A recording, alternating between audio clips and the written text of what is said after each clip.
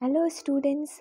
Now we will continue with the next topic of science chapter number 8, how do organisms reproduce. So in this video we'll cover two topics, that is female reproductive system and the process of fertilization. So here you can see the figure given of female reproductive system. In this, the female germ cells or eggs are made in the ovaries. As you can see, these are the two ovaries, and here the female germ cells or eggs are made, and they are also responsible for the production of some hormones. So here the figure is given and we can identify various organs in the female reproductive system. So when a girl is born, the ovaries already contain thousands of immature eggs. Whenever the girl is born, the ovaries it already has thousands of eggs, and on reaching the puberty, some of these start maturing. When they reach at the stage of puberty, some of the eggs start maturing. One egg is produced every month. One egg is produced every month by one of the ovaries. Here there is pair of ovaries, two ovaries are there. So one egg is produced every month by one of the ovary, and then the egg is carried from the ovary to the womb through a thin oviduct or fallopian tube. So this is the oviduct, right? Or we can say fallopian tube. So when the egg is formed in the ovary, so from here the through the oviduct or fallopian tube, the egg is carried to the womb through the fallopian tube, and the two oviducts unite into an elastic bag like structure known as uterus. So this is the uterus. So here the both the oviducts, they unite together through an elastic bag like structure which we call as uterus, and the uterus opens into the vagina.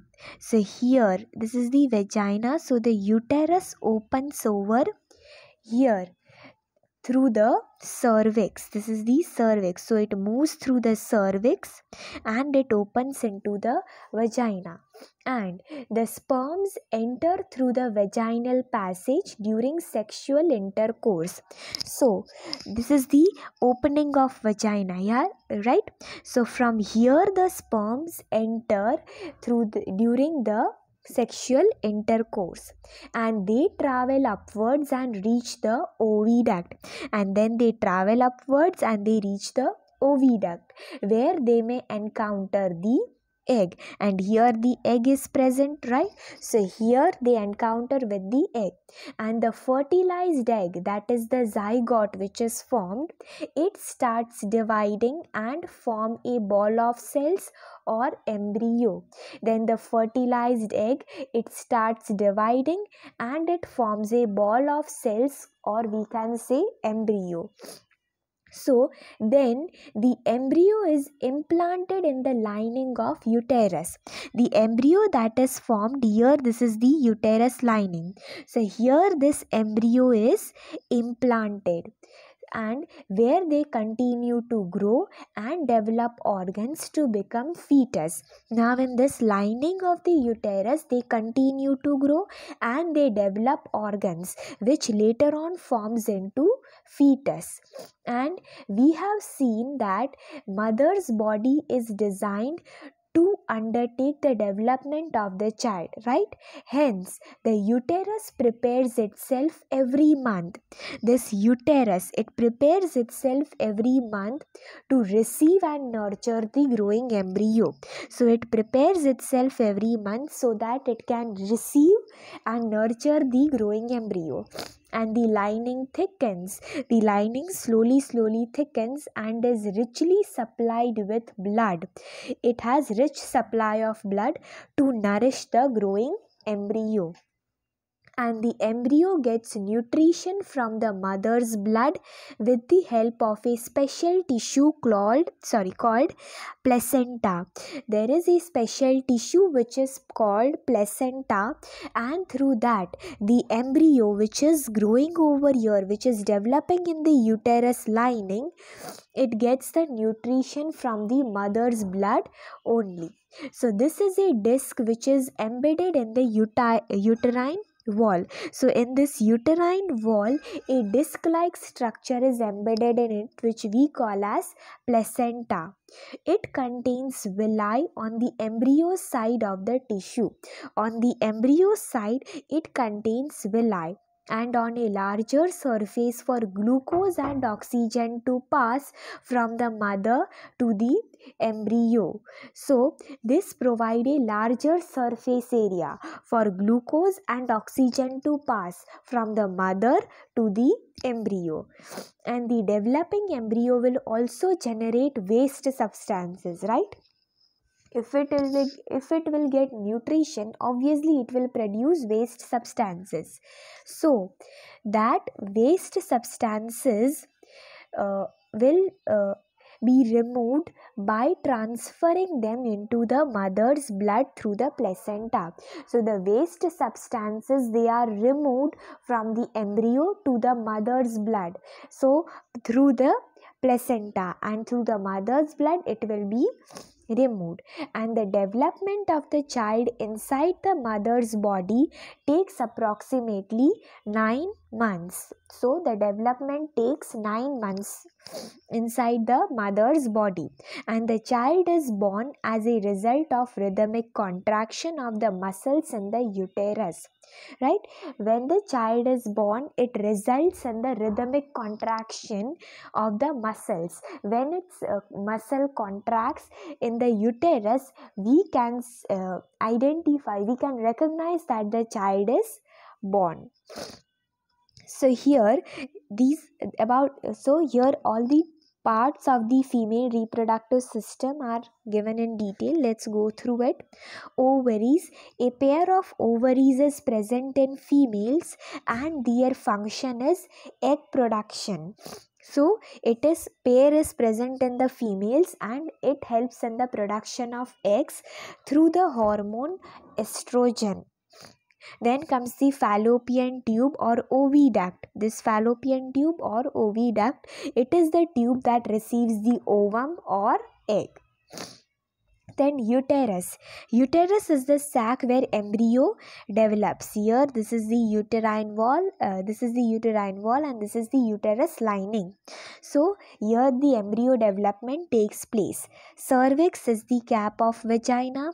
Vagina is the outer exposed part of female reproductive system, and the opening of vagina is there, and through here the sperm enters and it moves to the oviduct.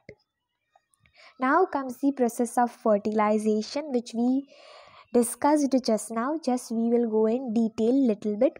Fertilization, in it the following events occurs. First event is ovulation. Ovulation is the release of ovum from ovary into the fallopian tube. So here from the ovary, the ovum or egg is released, and it moves into the fallopian tube. Then thickening of uterine wall takes place. During the process of ovulation only, the uterine wall becomes thickened, and ovulation occurs every month in female after attaining puberty. After the female enters the age of puberty, the ovulation process takes place in that female every month. Then second event is copulation. Copulation is the process during the intercourse the sperm of male is injected into the female's vaginal tract. As I told you that through the vaginal opening, the sperm enters the female's body. So during the sexual intercourse, the sperm enters into the female's vaginal tract. and in one secretion there are millions of sperm, but only one sperm is capable of fusing with the ovum or egg. When it is during this intercourse, millions of sperms are secreted, but only one sperm is capable of fusing with the egg, and all other gets degenerated, means all other gets destroyed or they are broken down. Then comes third event is fertilization. Fertilization is the fusion of sperm and egg, and it takes place in the fallopian tube. When the sperm enters the vagina, it moves to the fallopian tube where the egg is released, and there the fusion of sperm and egg takes place, and as a result diploid zygote is formed. As you can see here, this and this diploid zygote is formed. Then comes the process implantation. Implantation is the fixing of zygote into the uterine wall. As I told you that when the zygote is formed, it gets fixed into the uterine wall, and there it gets developed and it forms the, there it gets developed, where it gets the nutrition plus the uh, all, uh, uh, all the oxygen gas and carbohydrates are provided to that, and this takes place after few days of fertilization. After fertilization process takes place, after the formation of zygote, after few days implantation is done. Then comes the placenta formation. Placenta is a temporarily formed tissue that provides nutrition to the growing embryo or developing zygote. Just now we discussed that placenta is formed. Through that placenta, the nutrition is provided from the mother's blood to the embryo, plus the embryo which removes the waste, it through the placenta it moves to the mother's blood and then it is excreted. So that is the role of placenta. Then comes the gestation period. Gestation period is the period of developing of zygote into full grown fetus. So during this period, the developing embryo or the developing zygote, it grows into the fetus. So here you can see this is the diploid zygote, and during this period this grows into the fetus. This is the fetus, and in humans it is of 9 months. The gestation period is of 9 months. Then comes the parturition. Parturition is the process in which the expelling fully grown baby from mother's blood. From this mother's blood, the baby is expelled. It is removed out. It is taken out. So this was the process of fertilization. Then comes the menstruation. But before that, we will discuss just one topic, that what happens when the egg is not fertilized. If the egg is not fertilized, what happens at that time? So if the egg is not fertilized, it lives for about 1 day. It will live for 1 day, and since the ovary releases one egg every month, right? So the uterus also prepares itself every month to receive a fertilized egg, right? So thus its lining becomes thick and spongy, and this would be required for nourishing the embryo. If fertilization had taken place, the thickened lining, it would be helpful for nourishing the embryo. Now, however, this lining is not needed any longer because fertilization has not taken place.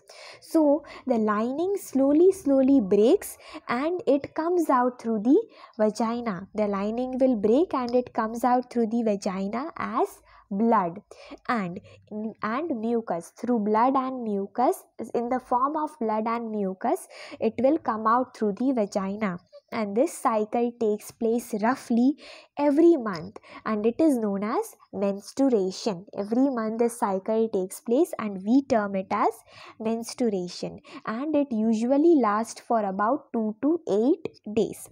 So now let's go through this menstruation. I have just given you a brief introduction about it. So at the age of 12 years, that is puberty, the ovum, that is the egg production starts in the female. Egg production starts. Now, usually one ova or one egg is released in fallopian tube after 28 days, that is every month.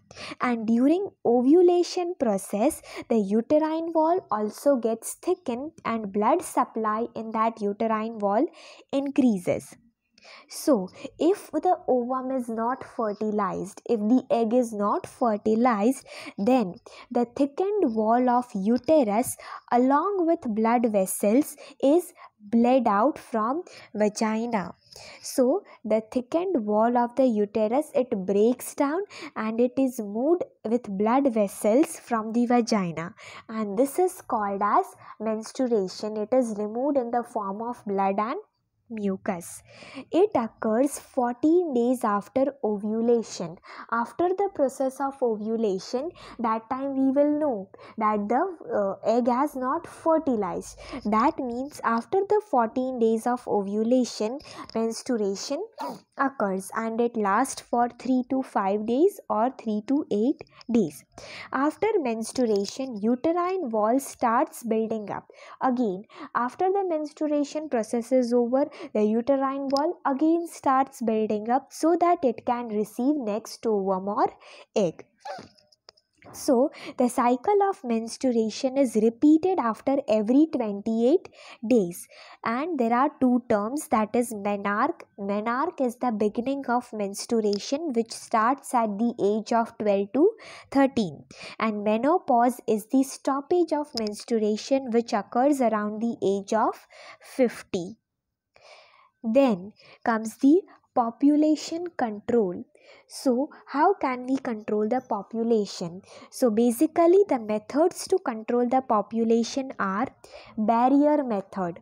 Barrier method is like in this, devices are used. Devices like condoms, etc., which are used that prevent the sperm from meeting the egg.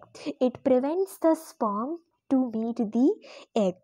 So this is one method, that is the barrier method. Second is chemical method. Chemical method, it can be done by using oral pills or vaginal pills. Oral pills means as you can see here, this medicines only. So oral pills contains hormones which obstruct ovulation, which stop ovulation, and vaginal pills contain spermicides that kills the sperm so that it cannot meet with eggs. So this is another method, chemical method. Sorry. Third method is surgical method. Through surgical method, in males the vas deferens is cut. The vas deferens that is present in male is cut and ligated and removed. That prevents the sperm from coming out from the vas deferens. It will prevent the sperm from coming out. This process is called as vasectomy. Vas deferens is removed, so we tell it as vasectomy, because in the vasectomy, through vas deferens only the sperms are released. So if that will be only cut and removed, means the sperms will not come out. This is the process of vasectomy. As you can see in the figure, this is the vas deferens, this is the testis, and from here the sperms are released. So if this vas deferens is cut this way, here it is cut, here this way, this is the process, and then it is totally removed, it is separated. So that means from here the sperm will not come out. So this is the surgical method. Second surgical method is in females. The fallopian tube is cut and ligated. As we know, from here the egg is released and it goes to the fallopian tube. If this fallopian tube is cut and removed, then it will prevent from ovulation. So here the fallopian tube is cut, that means it is called as tubectomy. There the vas deferens was cut, so we tell it as vasectomy. Then IUCD. IUCD is intrauterine contraceptive device. The full form, it is like copper T. This prevents implantation. Implantation, you know that the embryo, the zygote reaches the uterine wall and there its development takes place. So, if this contraceptive device, that is IUCD, is injected in the body, see, this is the IUCD. If it is injected in the body, here the implantation process, till here it is injected. So if the implantation, here the implantation process takes place. So if this copper T is present, then there will be no development of the embryo. No development of zygote will takes place. Through this also population can be controlled. So these were the methods. First we studied about barrier method, that is using devices like condoms. Second, chemical method using oral pills and vaginal pills. Third, surgical method, that is vasectomy and tubectomy. And last was IUCD, that is using copper T. Now we will study about sexually transmitted disease.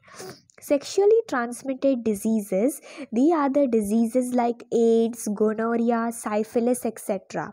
AIDS is caused by virus HIV. So HIV is the virus which causes AIDS, and it is a fatal disease in which the immune system of the person gets weakens and he becomes prone to that infection. So that is one sexually transmitted disease. That means these diseases comes in, they are not infected through shaking of hands or anything. If the person comes in sexual contact with another person, then it will go through the disease like AIDS. So with this we complete the chapter, that is chapter number 8, how do organisms reproduce. I hope you are clear with all the concepts of the chapter. Thank you and have a great day.